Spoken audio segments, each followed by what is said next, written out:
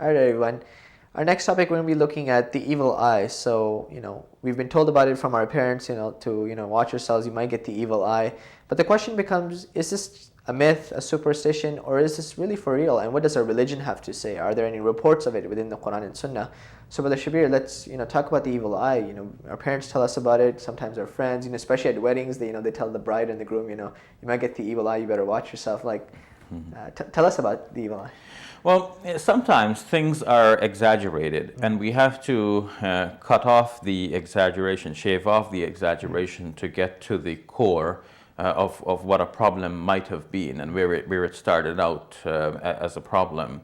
Naturally, if there is jealousy between people. We know this from the story of the prophet Joseph, where Joseph's father says to Joseph, "Don't tell your dream to your brothers, otherwise they may be jealous of you."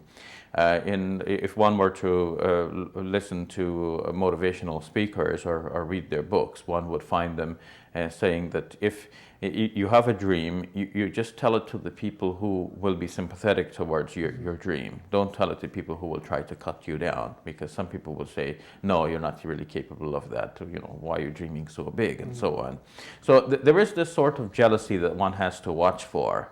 And people jealous of you could actually harm you in some ways, in physical ways, trying again to bring you down. Instead of bringing themselves up and using you as a kind of an example, as an inspiration for them to lift themselves up, they try to bring you down to their level.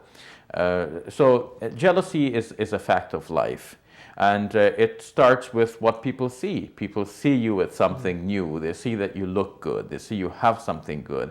And they start becoming jealous. And then that jealousy can manifest itself in ways that could come back to harm you. But that is a step down from saying, okay, the person, by merely looking at you, somehow casts a spell over you, so that something goes wrong with you. This extra step does not seem to be required, and it seems that this might have been added on to the basic problem that I started out describing.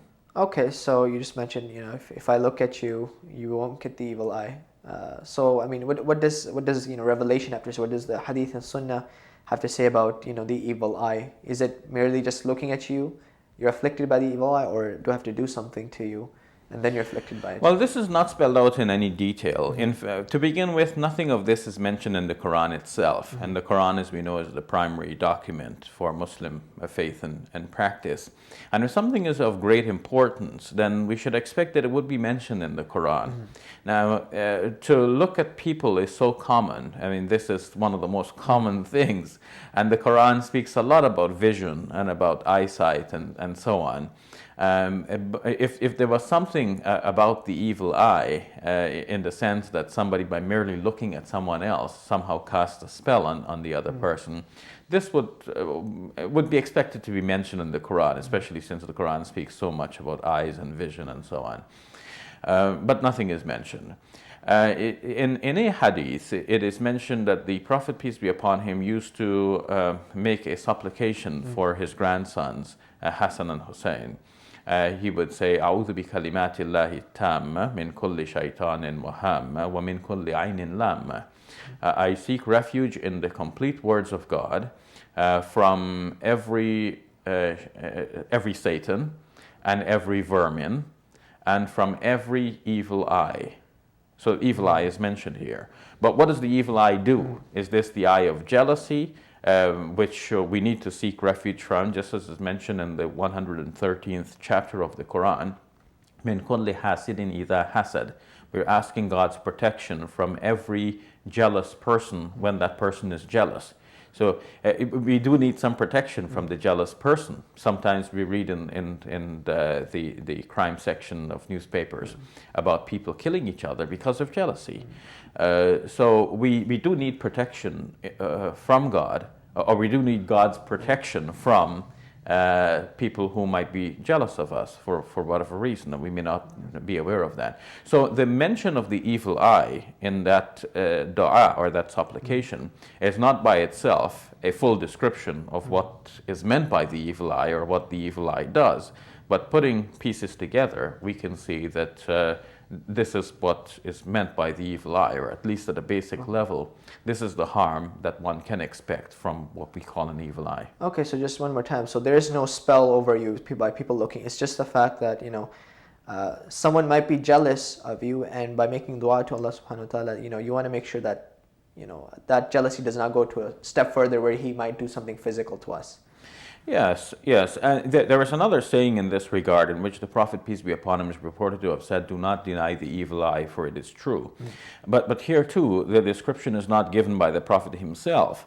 In the book Hisnul Muslim, Fortification of the Muslim, a book that's very commonly circulated among Muslims nowadays, especially in an English translation, there is a notation affixed to this saying of the Prophet, peace be upon him, a notation either by the author or the translator, saying that the evil eye not only is real, but let me tell you how it is and what it does. And that here we are told that the evil eye is such that by looking at somebody you cause them harm, and that you could even do this to yourself. You might have the evil eye, which is inherent to your nature, and you could actually harm yourself by your own evil eye somehow. But this, I believe, is taking things too far, because nowadays, of course, we are educated, we live in a modern scientific world, we know how things work scientifically, and we realize that in order to say that something has an effect on something, there has to be some kind of physical connection between the two things. And what we're speaking about must have the physical power and ability to have this effect on the other thing.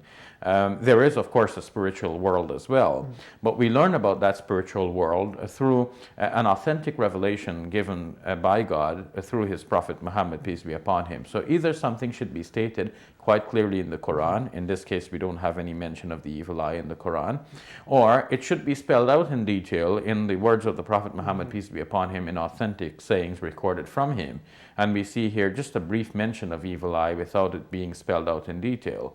The details that we know from folk tales and legends and so on, and anecdotes, cannot be used as though they are the actual sayings of the Prophet Muhammad, peace be upon him. So while Muslims are required to believe in the Quran and to follow the Prophet Muhammad, peace be upon him, we're not required to necessarily follow the explanations of those sayings as given by other individuals. Great, thank you for that. You're welcome.